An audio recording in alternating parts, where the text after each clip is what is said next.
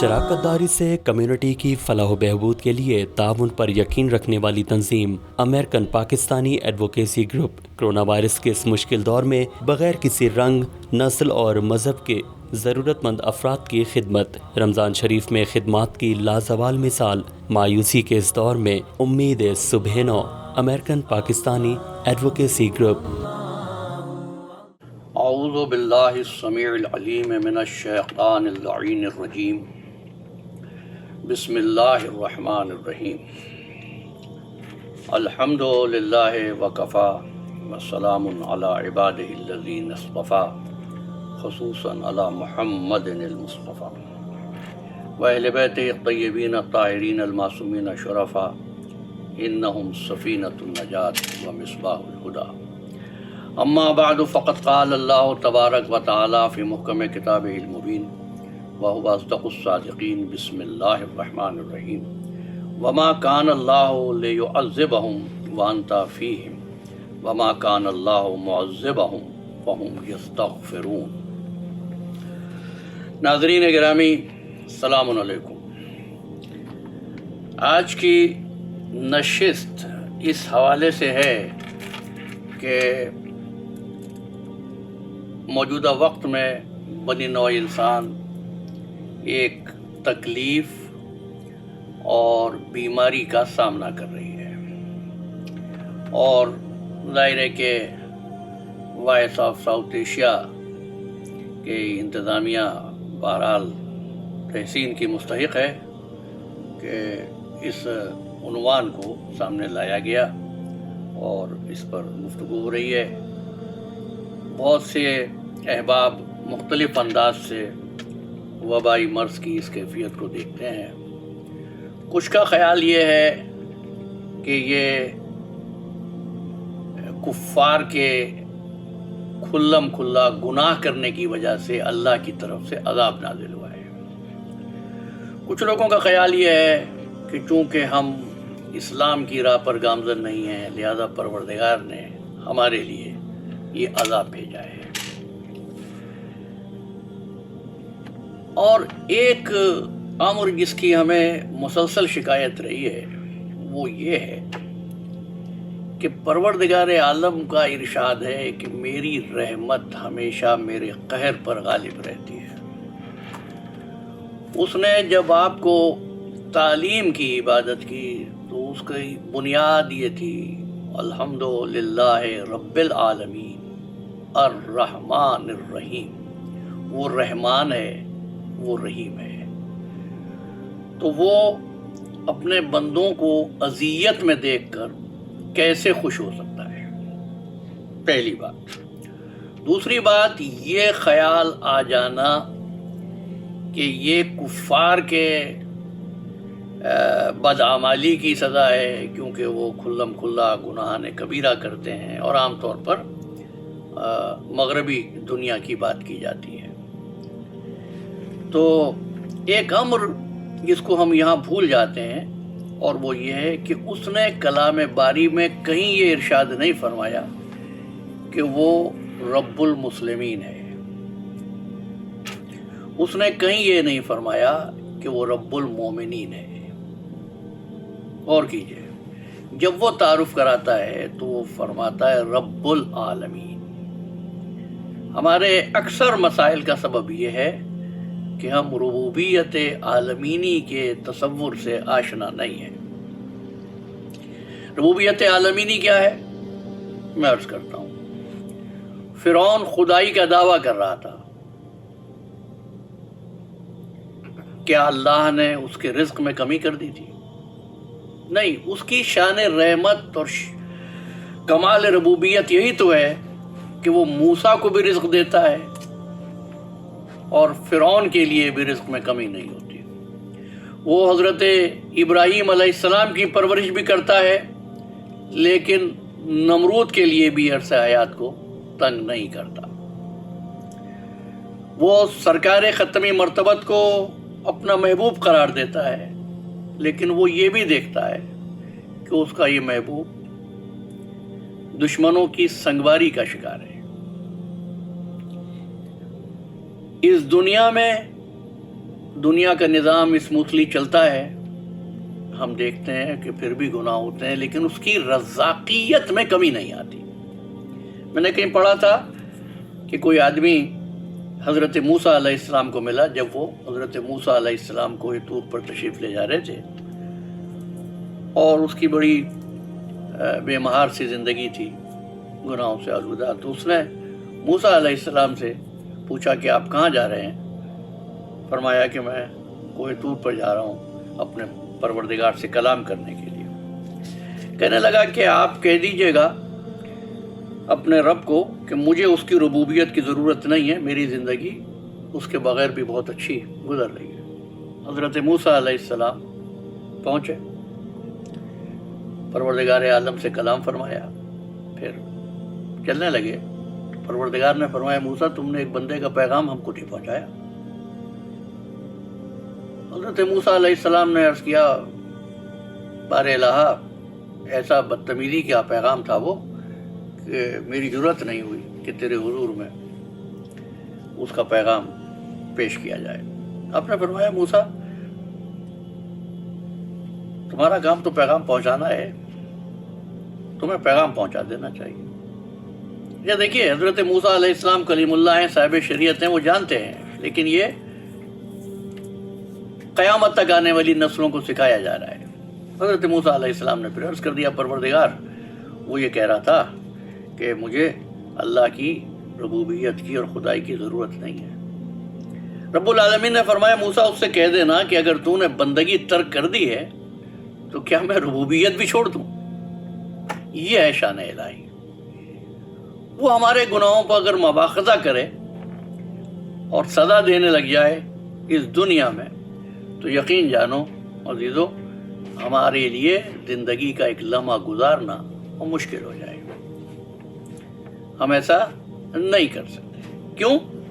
رب العالمین کی رحمت۔ ہاں اب ایک بات عرض کرتا ہوں، اس نے فرمایا لقد خلقنا الانسان فی کبد، ہم نے انسان کو مشقت میں پیدا کیا، تکلیف میں پیدا کیا، لیکن یہ تکلیف بطور سزا نہیں ہے۔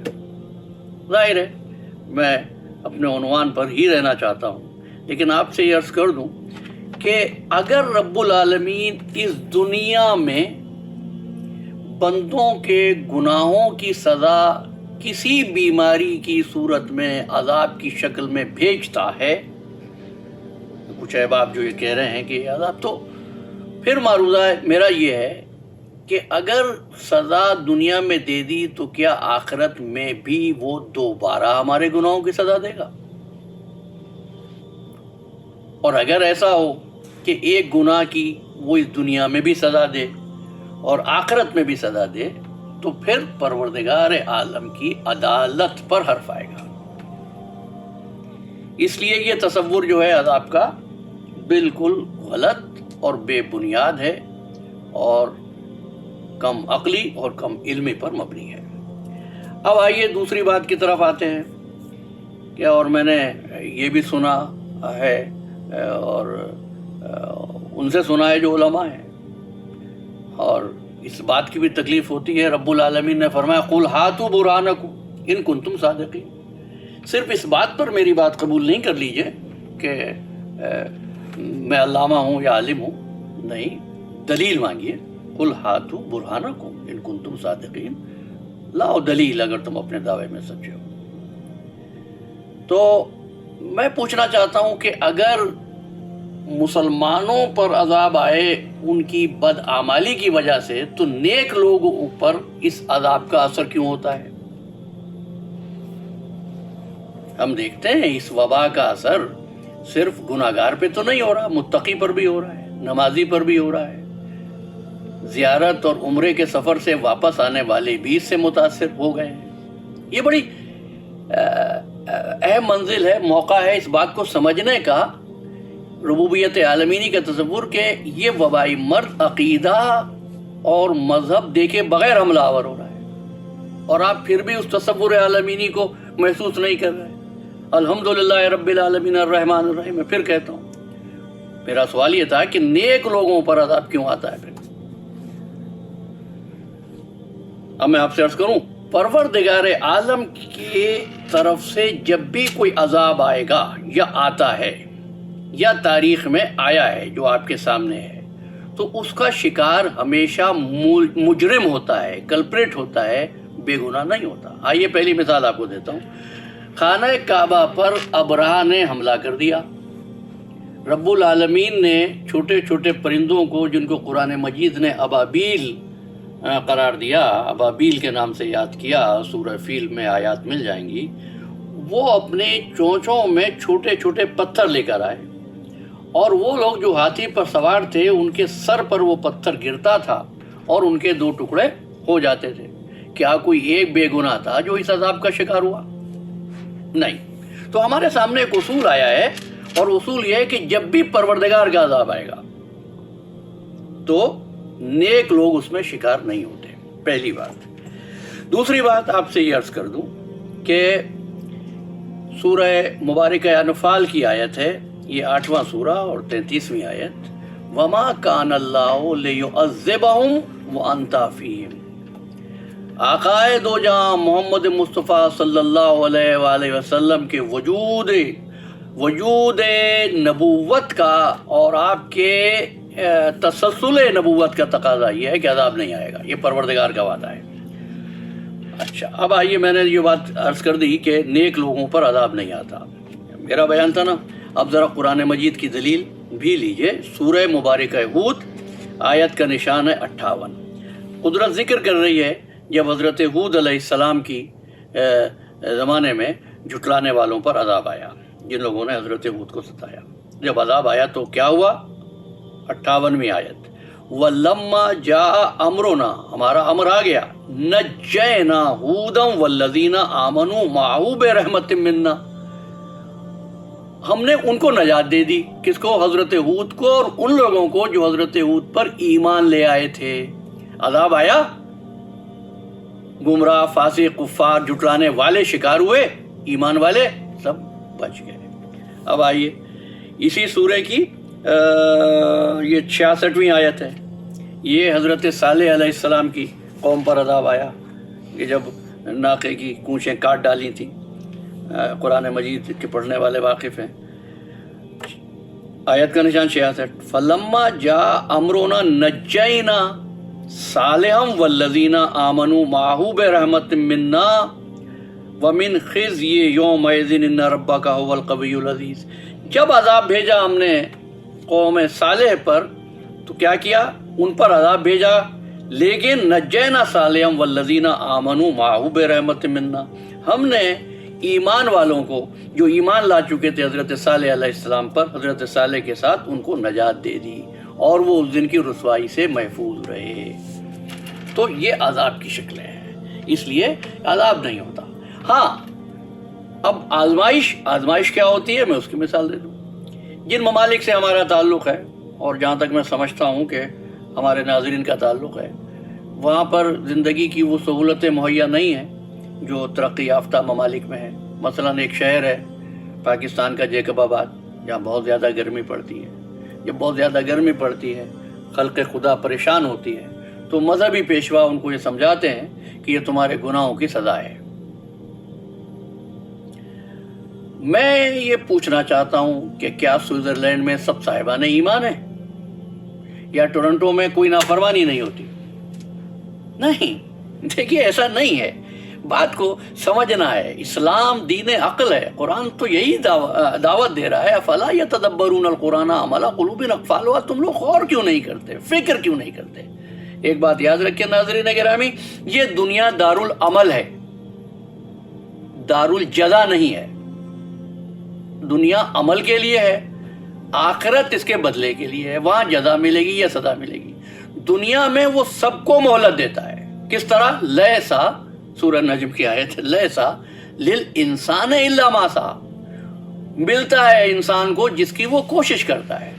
گرمی جیکب آباد میں بھی آئی، گرمی یورپ میں بھی آئی، آپ نے گناہوں کا عذاب کہہ کر اس کا ملبہ استغفر اللہ جو جواز ہے وہ رب العالمین پہ ڈال دیا، جو کہہ رہا ہے الرحمن الرحیم، جس کا آپ ہر وقت اقرار کرتے ہیں۔ اہل مغرب نے اس گرمی کا مقابلہ کرنے کی سوچی، اللہ کی دی ہوئی عقل کی صلاحیتوں کو استعمال کیا، ایئر کنڈیشنر بنایا، ریفریجریٹر بنایا، سردی کی شدت کا مقابلہ کرنے کے لیے آپ کے لیے ہیٹرز بنا دیے. یہ کیا تھا؟ یہ اس عقل کی قوت کا استعمال تھا جس کے لیے انسان کو خلق کیا گیا تھا. انسان یہ سمجھتا ہے کہ شاید اللہ نے مجھے مسجد میں بیٹھنے کے لیے یا خانقاہ کی چار دیواری کے لیے پیدا کیا. نہیں عزیزو، ایسا نہیں ہے. اگر اس کے لیے ہوتا تو فرشتے آپ سے اچھی عبادت کرتے تھے، مجھ سے، میرے جیسے گناہگار آدمی سے اچھی عبادت کرتے تھے.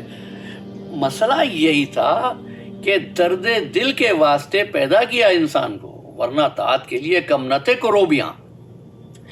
فرشتوں کے پاس وہ دل نہیں تھا، وہ احساس نہیں تھا، وہ رشتے نہیں تھے، وہ ایک دوسرے کے ساتھ جو تعلق ہوتا ہے رشتہ داری کا وہ نہیں تھا. وہ ایسی مخلوق چاہتا تھا جس کو عقل بھی دی گئی ہو، اختیار بھی دیا گیا ہو، اور دیکھنا یہ چاہتا تھا اپنی عقل کو استعمال کرتے ہوئے عالم کی چیزوں میں ارتباط کرتے ہوئے یہ دنیا کو تسخیر کیسے کرتا ہے. جزا سزا کا ایک دن ہے، یہ دنیا نہیں ہے، دنیا عمل کی ہے. اور میں نے آغاز گفتگو میں عرض کر دیا کہ وہ سب کو دیتا ہے، کافر کو بھی رزق ملتا ہے اور متقی کو بھی ملتا ہے. لیکن عقل جو آپ کو دی گئی ہے دوسروں کے پاس بھی ہے. کیا وجہ ہے دوسروں کے پاس رزلٹ مختلف ہے؟ اس لیے کہ وہ اللہ کے اس قانون کو نظر انداز کر رہے ہیں. وہ قانون کیا ہے؟ یہ دنیا اللہ کی قدرت اور علم کی بنیاد پر نہیں، اسباب کی بنیاد پر چلتی ہے. دیکھو، ہم میں سے کسی مسلمان کو اس بات پہ شک نہیں ہے کہ رب العالمین علم رکھتا ہی نہیں بلکہ عین علم ہے. اگر وہ پیدا کرنے کے بعد یہ فیصلہ کر لے ہمارے بارے میں کہ تم جاؤ جنت میں، تم جاؤ جہنم میں، مجھے پتا ہے تم گناہگار ہو، تو کیا ہم کہیں گے کہ اللہ کا علم غلط ہے؟ استغفر اللہ، ایسا نہیں کہیں گے نا. لیکن اس کے باوجود وہ بھیجتا ہے دنیا میں. کیوں؟ تاکہ قیامت کے دن بندہ یہ شکایت نہ کرے کہ پروردگار تو نے ہم کو موقع ہی نہیں دیا، ہم تو بہت کچھ کرنا چاہتے تھے. تو یہ زندگی مہلت ہے. اور یہ جو آزمائشیں آتی ہیں امراض کی شکل میں، مشکلات کی نظر میں کی شکل میں، پریشانیوں کی صورت میں، یہ اس لیے آتی ہیں تاکہ آپ ان صلاحیتوں کو استعمال کریں جو رب العالمین نے عطا کی ہیں. یہ آپ کے شکر کا، اللہ کا شکر ادا کرنے کا بہترین طریقہ ہوگا. اس نے تو کہہ دیا تھا کہ ہم نے پیدا ہی انسان کو اس لیے کیا، نبتلی، ہم آزمائیں گے اس کو آزمائیں گے. فرشتوں کو نہیں آزمایا. کیوں؟ اس لیے کہ آپ کو عقل دی تھی، آپ کو علم کی دولت دی تھی، علمی کی بنیاد پر آدم مسجود ملائک بنے تھے. ان صلاحیتوں کو جو رب العالمین نے عطا کی ہے جب آپ استعمال کریں اور کوئی نعمت آپ کو مل جائے تو پھر وہ کہتا ہے لئن شکرتم لازیدنکم، پھر اس نعمت میں دوسروں کو شامل کر لیں. یہ ہے ربوبیت عالمینی. اور اگر یہ چیز واضح ہو جائے تو پھر میں آپ سے عرض کر دیتا ہوں، کسی عبد کو یہ حق نہیں ہے کہ معبود سے شکایت کرے. شکایت تو جب کی جاتی ہے جب آپ کا کوئی حق ہو. اس نے بغیر استحقاق کے آپ کو اتنا کچھ دیا ہے، آپ کو وجود دیا ہے، آپ کو اعضاء و جوارح دیے ہیں، آپ کو سوچنے کی، دیکھنے کی، پرکھنے کی، حق اور باطل میں امتیاز کرنے کی صلاحیت دی ہے. بات صرف اتنی سی ہے کہ ہم اس صلاحیت کو استعمال کریں. لیکن ہمارا تصور یہ ہو جاتا ہے کہ دنیا کفار کی ہے، آخرت مسلمان کی ہے. آخرت اسی کی ہے جو دنیا میں عمل کرتا ہے. اسی لیے سرکار دو جہاں نے فرمایا تھا الدنیا مزرعۃ الآخرہ. تو دنیا میں شکایتیں نہ کرو، دنیا کو آخرت کی کھیتی ہے. یہاں بیج لگاؤ تاکہ تمہاری فصل تیار ہو. وہ بیج مخلوق خدا کی خدمت، وہ بیج، وہ سیڈ جو آپ فصل کاشت کریں گے وہ آپ کی عقل کی صلاحیتیں ہیں. تبھی تو آپ کو تعلیم دیا گیا. دوسرے مذاہب میں دنیا کو ترک کرنے کی تعلیم دی گئی ہے. آپ کے دین میں، دین اسلام میں ترک کرنے کی تعلیم نہیں، بلکہ آپ کو تعلیم دی گئی ہے کہ اچھے لوگ وہ ہیں، مومن لوگ وہ ہیں، صاحبان ہدایت لوگ وہ ہیں جو یہ کہتے ہیں ربنا آتنا فی الدنیا حسنہ وفی الآخرۃ حسنہ وقنا عذاب النار.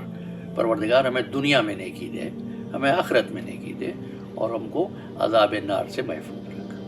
وآخر دعوانا ان الحمدللہ رب العالمین. السلام علیکم ورحمۃ اللہ.